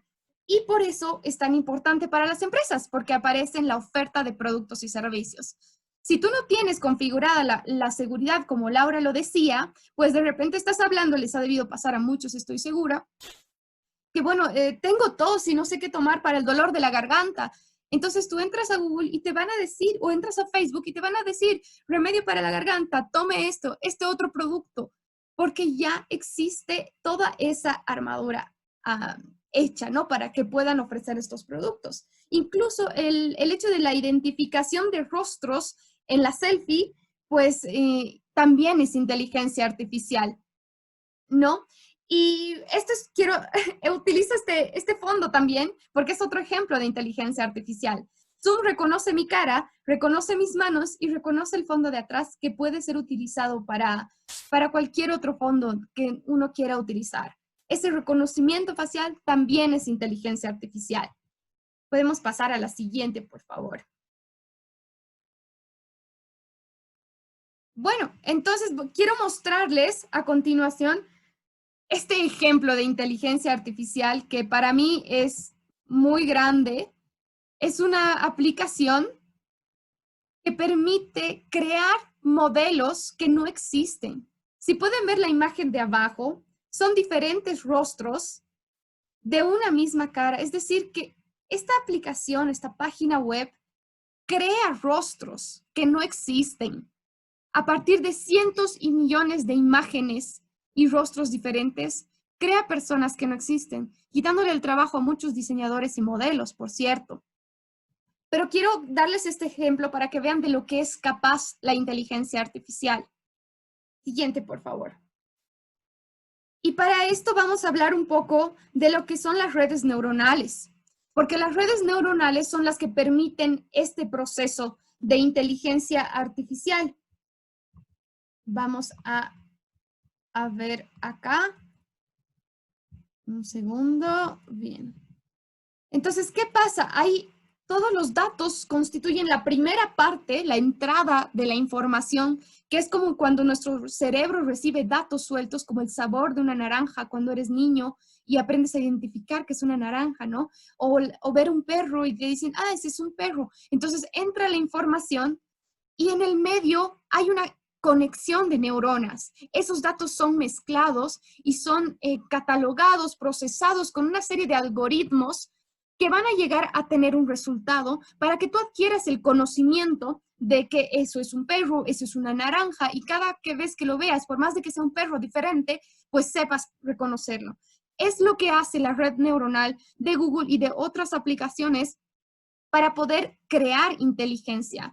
De repente, al principio, pues tienen que almacenar muchos datos, pero después empiezan a reconocer y actuar por sí mismos y aprenden a aprender, ¿no? Que es lo que pasa generalmente con todas las búsquedas de Google. Google te conoce mejor que tú porque sabe a dónde vas, qué buscas, qué te da miedo, qué te produce alegría, qué música escuchas cuando estás deprimido, y realmente llegan a conocerte mejor que tú mismo, ¿no? Porque nosotros a veces obviamos cosas que hacemos. Después, si podemos pasar a la siguiente, por favor. Entonces tenemos el Big Data por un lado, toda esa acumulación de datos que se han generado, que van a empezar a ser procesados, ¿no? Con toda esta estructura de algoritmos, que la matemática es sumamente complicada, muy interesante, por cierto, pero es muy complicada explicarla ahora, y se sistematiza. ¿Para qué? Hay cosas que son muy buenas acá. Que esto, por ejemplo, puede servir para identificar enfermedades en una población, porque a través de nosotros todo el tiempo estamos buscando, si nos duele algo, lo buscamos en Google, lo googleamos y buscamos remedios y demás. Podrían predecirse enfermedades, podría prevenirse crímenes, como decía Laura, ¿qué pasará si Google pues realmente identificara que hay mucha pornografía en un país o que se están buscando, que hay trata de niños? Hay cosas que realmente se pueden identificar a través de este proceso, ¿no? Pero también se sacan nuevos productos de acuerdo a la demanda que existen en las personas, nuevos servicios y se reducen costos y se aprende a mejorar las condiciones de vida. En este sentido, es sumamente positivo, pero también depende de quién posee esta información para saber para qué finalidad lo estaría utilizando. Podemos ir adelante, por favor. Bien, entonces, ahí va la pregunta. ¿Es por 100% beneficiosa la inteligencia artificial? ¿Hasta dónde podemos llegar con esto? ¿No? Pues viene también un tema fundamental, que es la ética. ¿Y qué es la ética? Es ese conjunto de valores y principios que es tan variable en nuestra vida. Y pongámonos un ejemplo. En el caso de la conducción automática de vehículos, que ya es posible en cierta medida, no en ciudades grandes, porque son demasiados algoritmos y pruebas las que se tendría que hacer, pero ya es posible y ha llegado un punto en el que nos hemos encontrado en una difícil decisión. Por ejemplo, si un auto está en una situación difícil en la que tiene que elegir entre pisar a un niño y pisar a una viejita, ¿qué opción va a tomar? ¿Y quién va a decidir esto? ¿Cuál es el valor o principio que deberíamos seguir? Porque toda inteligencia artificial viene a ser programada por el humano, ¿no? Entonces los valores también deberían ser programados para que esta inteligencia pues acceda, ¿no? Y pueda llegar a alguna conclusión que sea válida para nosotros como humanidad. Y bueno, vamos a tocar este tema también que ha permitido la inteligencia artificial, porque así como les digo que todos esos datos han creado perfiles de personas, al ser vendidos a esta empresa que es Cambridge Analytica, que ya Lau lo mencionaba hace rato, esta es una agencia publicitaria, una agencia de marketing enorme que ha nacido en Londres, pues ha tenido influencia en procesos democráticos en todo el mundo.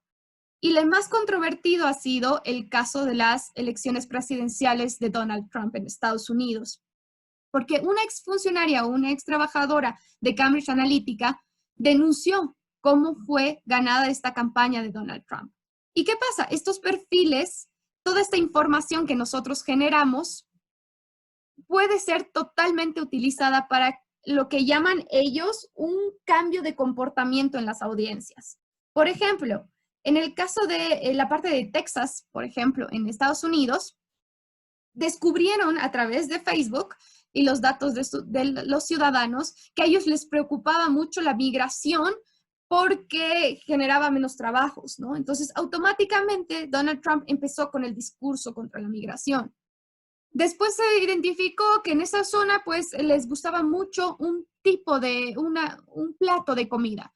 Entonces aparecía Donald Trump en su siguiente publicidad comiendo ese plato de comida, ¿no? De repente saben que tú tienes un crédito bancario y estás muy preocupada por eso, y entonces el presidente en cuestión dice, bueno, voy a sacar facilidades para los créditos. Entonces es muy fácil con estadísticas identificar cuáles son los aspectos en los cuales los presidentes o candidatos políticos pueden enfocarse para ganar una campaña. Es muy terrible esta manipulación de datos, porque nosotros no nos damos cuenta, pero están entrando en el fondo de nuestro cerebro para tomar decisiones que se supone que deben ser fieles y democráticas. Entonces, bueno, lo dejo ahí para que ustedes reflexionen un poco toda la información que consumen, porque también viene acá el tema de filtrar información, ¿no? El poder reconocer. Y no solamente es estos 50 millones de perfiles que han sido regalados, no, obviamente, han sido totalmente vendidos a Cambridge Analytica y que lo han confesado, o sea, Facebook lo ha confesado, sabe que lo ha vendido, ¿no? Y que no es tan claro eso en sus políticas de privacidad, pero ha influido en esto, ha influido en las elecciones del Brexit, en la votación del Brexit. Imagínense el efecto que ha tenido. ¿Por qué? Porque se han dado cuenta que había un fuerte nacionalismo en Inglaterra y han utilizado eso para decir nosotros somos nación, deberíamos ser independientes, nuestra riqueza debería ser nuestra, ¿no? Y empiezan a entrar en el subconsciente de la población y ahora ha provocado un movimiento económico y un efecto económico muy fuerte en toda Europa y por lo tanto en el mundo, ¿no? Es simplemente esa manipulación. Pero también en otros procesos democráticos, como en Argentina, como en Brasil, como en Colombia, como en México, son ya más de 100 campañas electorales que ha logrado ganar Cambridge Analytica con esta serie de información. Bien, entonces hablamos de realmente preocuparnos por la información que manejamos. También ha pasado que se pueden hacer fake news con inteligencia artificial, videos donde pareciera que el otro candidato o que cualquier otra autoridad está diciendo o haciendo algo que no es real. Entonces es muy importante que también nosotros podamos identificar estas fallas, ¿no? Y los procesos que pueden llegar a ser afectados con la manipulación de datos. Bien, como último punto, yo quisiera hablar del tema de los gobiernos electrónicos, muy a grandes rasgos. Este es un ejemplo en Bolivia, porque así como las plataformas tienen acceso a información, los gobiernos también tienen acceso a información. Natalia ya lo explicaba desde el punto de vista financiero y bancario, y la importancia de que el gobierno pueda manejar esta información. Es muy importante la regulación, ¿no? En el caso de Bolivia tenemos avances del gobierno electrónico que pueden considerarse positivos, como la firma digital que ahora nos ayuda a seguir adelante con nuestras actividades a pesar de la cuarentena, los contratos electrónicos, bueno, la AGETIC que lleva a cabo todo el plan de gobierno electrónico en Bolivia, ¿no? El software libre, la triangulación de datos que puede ser muy útil para identificar incluso el crimen, para, bueno, varias cosas que le sirven al Estado para controlar y dar seguridad ciudadana, ¿no? Pero también la simplificación de trámites, que también ahora nos beneficia muchísimo las plataformas que están permitiendo que ingresen demandas digitales y todo ello, ¿no? Pero hay otros casos mucho más fuertes en los cuales si no hay regulación sobre la actividad del gobierno, podemos pasar de gobiernos electrónicos a dictaduras digitales. Vamos a la siguiente, porfa, Ale. Y vamos, para demostrarles a dónde podemos llegar, vamos a hablar de China, del caso China, porque este es un caso increíble. O sea, es demasiado la hipervigilancia que existe en los ciudadanos chinos. Tenemos que ellos tienen un reconocimiento facial en tiempo real. Hay más de 200 millones de cámaras repartidas en las ciudades principales. Por lo tanto, pueden identificarlos constantemente mientras caminan, ¿no? Y a través de esto se genera una clasificación del comportamiento ciudadano.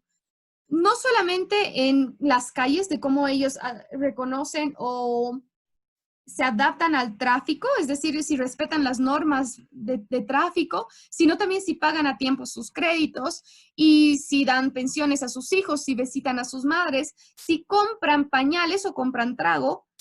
Todo esto empieza a generar una clasificación de ciudadanos buenos y malos. Y lo peor es que crea una censura. ¿Por qué? Porque ellos no pueden en sus redes sociales, todas estas redes sociales en China son controladas por el gobierno, no existe Facebook, no existe, ellos tienen sus propias plataformas sociales, no pueden hablar en contra del gobierno, están totalmente censurados. De hecho, hay un caso que lo pueden buscar en internet, que un tipo ha sido encarcelado y tiene prohibido sacar créditos, su crédito social disminuye en medida de su comportamiento y de las publicaciones que tengan en redes. En cambio, si una persona alaba al gobierno, lo aplaude y paga sus cuentas a tiempo y todo ello, pues entonces, incluso si dona sangre, entonces es un buen ciudadano, ¿no? Se habla también que esto de la identificación de rostros en las calles ha servido para clasificar a las personas por raza, lo cual es terrible porque implica racismo y discriminación en los servicios que genera el gobierno. Este es un caso extremo que quería hablar para poder demostrar cuán lejos puede llegar la falta de regulación de datos en nuestra sociedad. Bolivia está totalmente retrasado en la protección de datos y creo que es algo fundamental de detener ahora, ¿no? De que nosotros como sociedad, jóvenes, no jóvenes, personas que recién se están adaptando a la tecnología, personas mayores, tomen conciencia de este tema, ¿no? Y no regalen sus datos a corporaciones, no regalen sus datos a plataformas y no regalen sus datos al gobierno. Y para esto necesitamos realmente una buena regulación y una conciencia. Y por esto mismo invito yo a los abogados, sé que hay muchos abogados que probablemente están pensando que esto es el futuro. No, es algo real. Es hoy lo que está sucediendo y necesitamos profesionales que se dediquen a estos aspectos, que se dediquen a proteger datos, a analizar términos y condiciones de plataformas. Y hay muchas startups que están surgiendo, entonces necesitamos profesionales que se dediquen y que estudien esta área del derecho que es tan importante. Me disculpo por alguna falla técnica que haya podido ocurrir. Sé que se ha retrasado un poco la imagen, sé que se ha retrasado al principio el audio, lo lamento mucho, a veces son cosas de la tecnología que así como nos ayuda, a veces nos pueden jugar en contra, pero espero que hayan disfrutado de las 3 exposiciones. Creo que ahora podemos conversar con las 3 chicas un poco de resumir lo que hemos estado exponiendo. Gracias.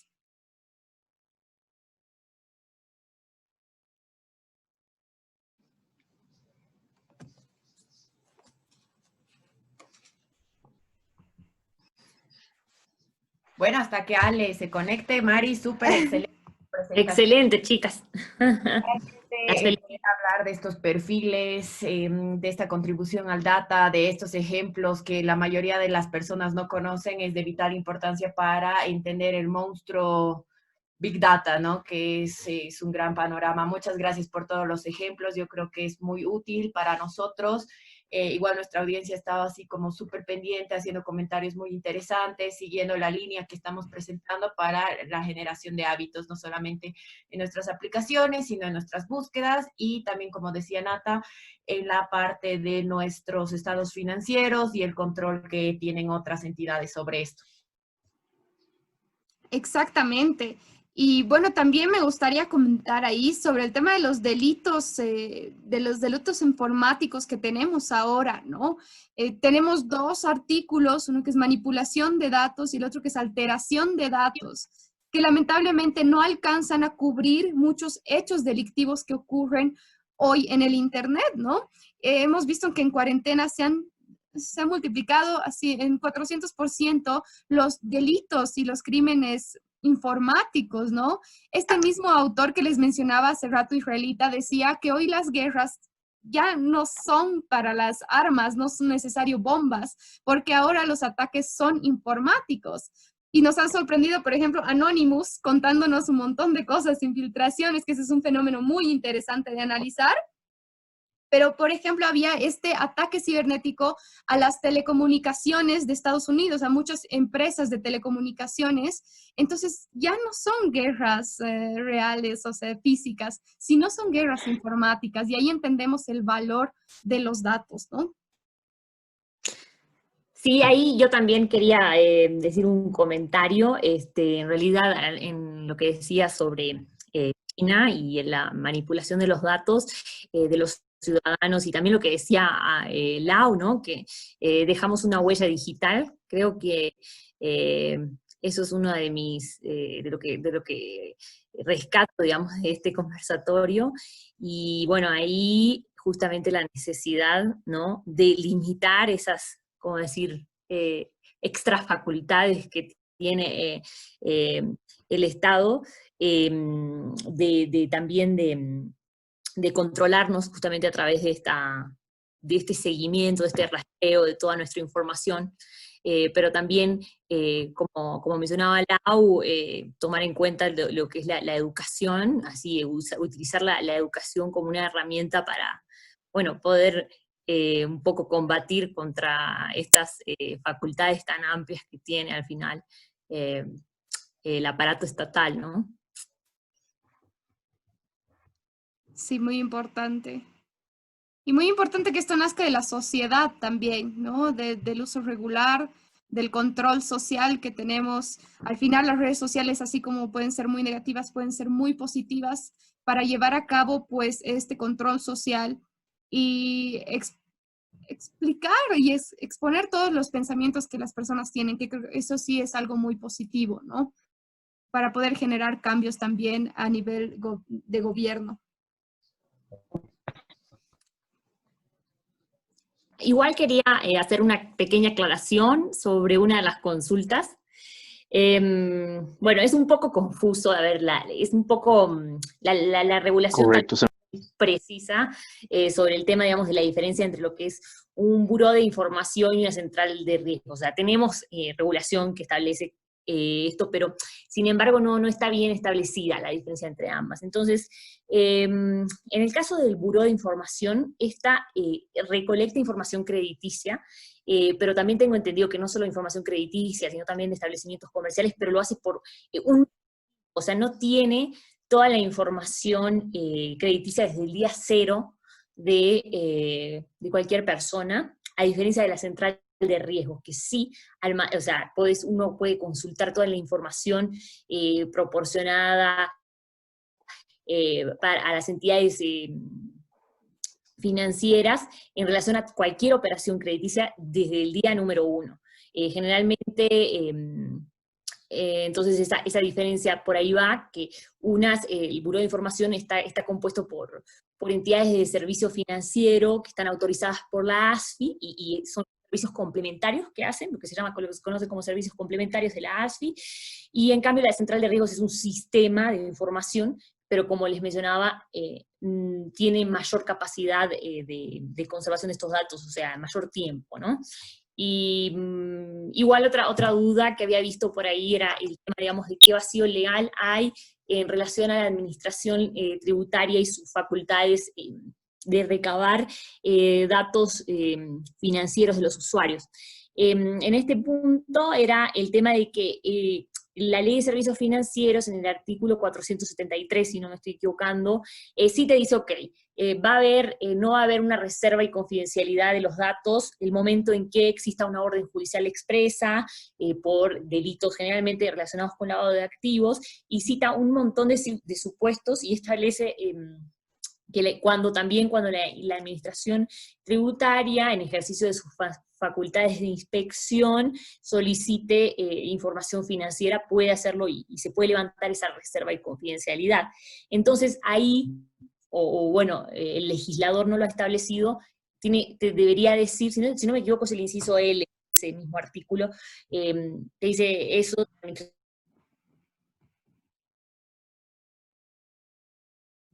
Uy, perdido, Alejandro. Sí, me parece que a esta hora la conexión en internet es un poquito más pesada y puede ser que eso nos esté perjudicando en la transmisión. Creo que Nata también se ha quedado congelada. Nata. Ah. Te escuchamos. Ay, sí. Bueno, no sé dónde me había quedado, pero... Inciso L. ¿El qué? Ah, el inciso L. Bueno, taqueta. Entonces ese inciso L como que te dice que la administración tributaria puede pedir estos datos al sistema financiero, pero no te dice que lo tiene que hacer con una resolución expresa. Entonces ahí se vulnera lo que es la justificación. Tiene que existir siempre una justificación, no importa que sea la entidad financiera, la administración tributaria tiene que justificar por qué está pidiendo esa información. Eso. Sí. Muy bien. Hay una pregunta. Muy bien. Se te escucha un poco entrecortado, Ale. Tal vez puedes usar tu micrófono. Había una pregunta que veía bueno, más que pregunta es un comentario de Sebastián Paz, que también es uno de los abogados de Estatus, que me parece muy importante. Esa parte de la salud creo que la toqué muy, muy rápido, pero es importante señalar cómo el uso de los datos ha sido beneficioso para contener el virus en diferentes países, principalmente asiáticos, ¿no? Como Corea y Japón. Es muy interesante este fenómeno. Ellos, por ejemplo, no han llegado en ningún momento a entrar en cuarentena absoluta. sino que han utilizado esta detección tanto de la temperatura corporal en una aplicación, como de los lugares y zonas de riesgo de contagio, ¿no? Bien como zonas rojas, zonas verdes, entonces han permitido su movilidad. Pero también hay ciertos problemas, digamos, ahí. Si bien ha sido muy efectivo, no es posible aplicar a países con nuestra realidad, por ejemplo, ¿no? En la que no tenemos tan avanzada este nivel de vigilancia que es un arma de doble filo, como lo decía hace rato, ¿no? Había personas, digamos, había el caso de un coreano que le habían prohibido ingresar al metro porque aparecía con alerta roja en la aplicación, ¿no? Como si estuviese contagiado, pero era un error en la aplicación. Y él había perdido su trabajo por culpa de esto, ¿no? Porque no había podido entrar al metro y no había podido acceder a su trabajo y todo había sido un simple error en el sistema que luego volvió a su estado normal.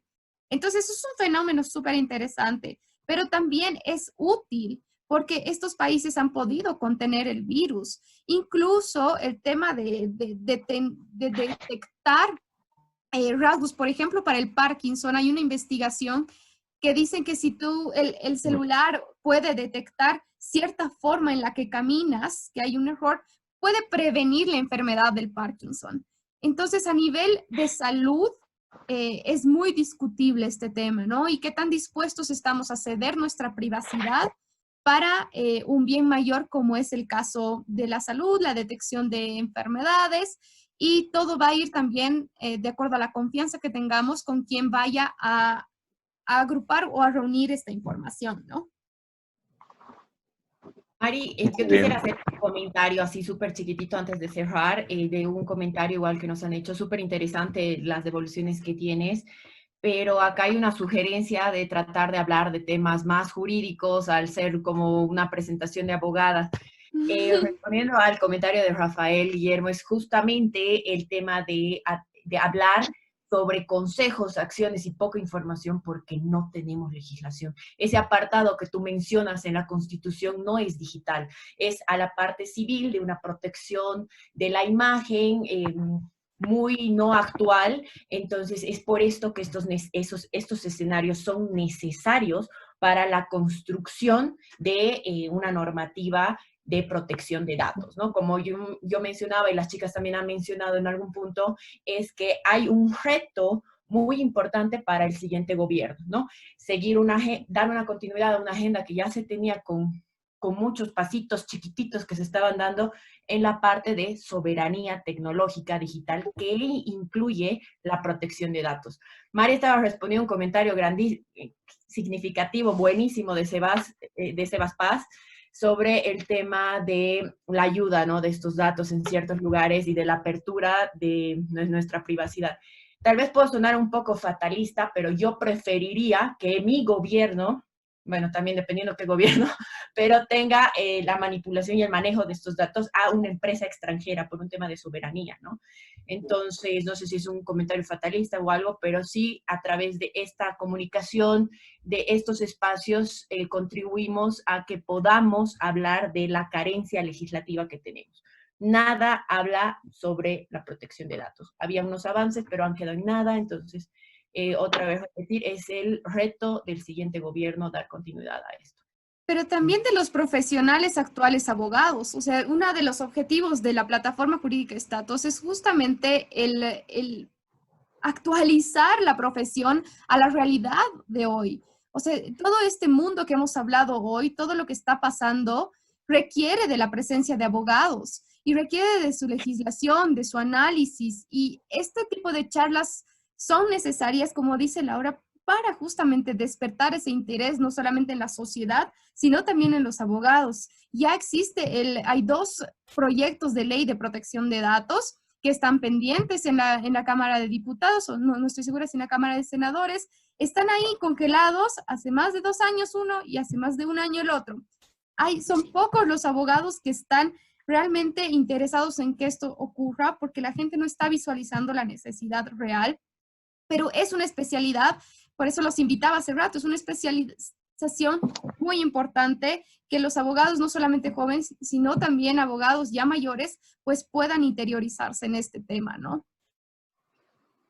Claro, ¿no? Y la idea también es hacer una charla interdisciplinaria también para tal vez no entrar muy a fondo en temas muy de derecho y digamos que sean muy, ¿cómo decirte?, abstractos. Y bueno, también me parece muy importante todo parte de la educación, siempre, de la educación digital, ¿no? De esa nueva educación digital. Así que creo que en realidad es una excelente herramienta y bueno, la verdad muy contenta de haber participado de este conversatorio con ustedes, chicas. Igualmente, les agradezco un montón, tanto a Laura, a Natalia, como a Alejandro que nos ha moderado el día de hoy. Creo que son muy valiosos estos temas y bueno, seguro que vamos a estar con más charlas, con más cosas que ya tal vez sean más técnicas para los abogados, pero sí, es fundamental hablar de estos temas. Perfecto, muy bien. Ahora se me escucha mejor, ¿no, Mari? ¿Estamos bien? Sí, perfecto. Muy bien, algún intruso que se ha entrado a nuestra charla, no mentira. Muchas gracias, de verdad, a las tres. Excelentes exposiciones, muy buenas conclusiones y bueno, hemos llegado, he visto a Sucre, a La Paz, a Santa Cruz, entonces nos hemos conectado con todo el país de alguna u otra forma, nos han escrito, nos han hecho llegar inquietudes y bueno, sobre todo han seguido la transmisión de manera corrida. Muchas gracias a todas las personas que han estado ahí tras las pantallas. Aprovechen de navegar, darse una vueltita por Status, los abogados que estén acá presentes también, a conocer un poco más justamente lo que decía Mariana, que Status está revolucionando justamente el ejercicio de la abogacía en Bolivia. Justamente, bien lo decía Natalia, estamos integrando o se trata de integrar acá a la gente, no necesariamente abogados, ¿no? Sino de diferentes áreas y llamar a la reflexión, ¿no? Pensar, analizar todo lo que está pasando. Y bueno, mientras hablaban y hacían sus conclusiones, yo sacaba un fragmento de las leyes o las bases normativas que tiene la tecnología, que justamente alguna persona confundía con la Constitución y demás. Yo quiero citar, igual para ir cerrando ya todo esto, las leyes y decretos supremos que se han venido manejando ya va a ser una década, podríamos decir, lo que hace una década. Por ejemplo, la ley 164 del 2011 es la ley que declara justamente como prioridad nacional la promoción del uso de las tecnologías de información y comunicación, ¿no? Igual la ley 779 del 2016, que es la ley que desburocratiza justamente la creación y funcionamiento de unidades económicas, por ejemplo, y tiene mucho que ver con los nuevos pasos de la tramitación digital, virtual, que ahora se puede realizar. Y en decretos supremos lo propio, ¿no? El 1793, que alguno de los participantes lo mencionaba, del 2013, que sin duda es uno de los decretos más fuertes que usan las instituciones de software, de hardware y de tecnología, de exportación de tecnologías, que es el decreto supremo 1793 del 2013, que aprueba el reglamento para el desarrollo de tecnologías de información y comunicación. Sí, y cierro con el 4203 y bueno, otros decretos y resoluciones que bien hemos llegado a la conclusión se han quedado muy genéricas, ¿no? Y bien Laura lo decía, se han dado pasitos pequeños, pero se han dado. Y bueno, lo pongo muy a debate el tema de la soberanía digital por medio de una institución internacional. ¿Qué institución del Estado igual sería cargo? Rumoreaban Es hace rato la discutible. ATT, las Fuerzas Armadas, o sea, es peligroso, es discutible, pero sin duda lo que todos tenemos claro es que hay que fomentar la ley de protección de datos y bueno, entrar todas las áreas, todos los rubros de comercio, de negocios, tienen que digitalizarse, ¿no? Es una obligación. Me llama la atención que no hemos tocado ni una palabra de COVID, coronavirus, excelente para el despegue mental y ayuda, creo, al alma de estar escuchando tantas cositas. Pero bueno, esta crisis nos ha llevado eso, a adaptarnos a la fuerza. Otros ya venían haciendo procesos de adaptación a la digitalización y bueno, creo que estamos en un buen camino por ese lado. Y como abogados tenemos que hacer nuestro trabajo, ¿no? Estar presentes, ver que se estén aplicando bien las leyes, que no se estén abusando, atropellando derechos, tanto con los colectivos jurídicos, personas naturales, empresas, entre otros, y bueno, hacer nuestro oficio de fiscalización a rol personal e impulsar, ¿no? Creo que esas son mis pequeñas conclusiones. no hay más que redundar. No sé si quieren decir algo más para pasarnos ya a despedir finalmente, ¿no? No, simplemente tomando lo que dices, Alejandro, esas dos caras de la tecnología, ¿no? Por un lado, la necesidad de adaptarse a este mundo, porque, y hay algo que no hemos mencionado que creo que es súper importante, es el Internet como un derecho humano, justamente porque estamos en un momento de nuestra historia en la que todo es digital. Nada de esto sería posible. El derecho a la asociación está involucrado o depende del derecho al acceso a Internet. El derecho a la libre expresión hoy depende del Internet. El derecho a la información depende de Internet. El derecho a la educación muchas veces, porque si no fuera por eso, muchos niños no estarían pasando clases, otros lamentablemente no tienen el acceso, y por eso debería ser un derecho, ¿no? Porque ya el mundo ha cambiado y necesitamos como ciudadanía, como personas, tener el acceso a Internet para poder disfrutar de ciertos otros derechos. Es muy, muy interesante también ese tema. Dejo como conclusión que, bueno, hay que analizar tanto el lado positivo y el lado negativo de la tecnología, saber utilizarla con justamente estos tips que Laura nos daba, con los tips que Natalia nos decía también, y nada, pues seguir adelante, ¿no? Con nuestras vidas de la mejor manera que fuera posible a través de estas herramientas. Gracias nuevamente a ustedes, chicas, a Alejandro, por este espacio. Muy agradecida. Genial, gracias, Mari, Gracias a con esas ustedes. palabras nos despedimos de ti. Laura, ¿algo más? Nata, ¿algo más? ¿Quieran cerrar? ¿No? Muchísimas ¿Todo ok? gracias a todos por los que nos han visto, a todas, a todos. Todos. Gracias chicos. Todos, Chao, excelente. chao. Muchas gracias y saludos a todos. Soy Alejandro y hasta la próxima. Un abrazo. Bye.